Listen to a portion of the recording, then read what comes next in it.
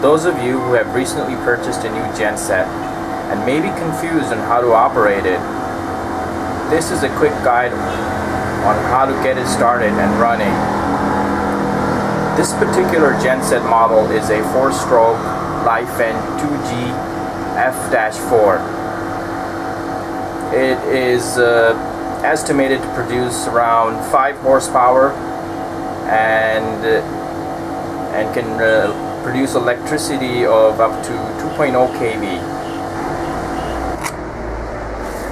The first step is to turn the ignition on, and that will get the motor running in idle mode.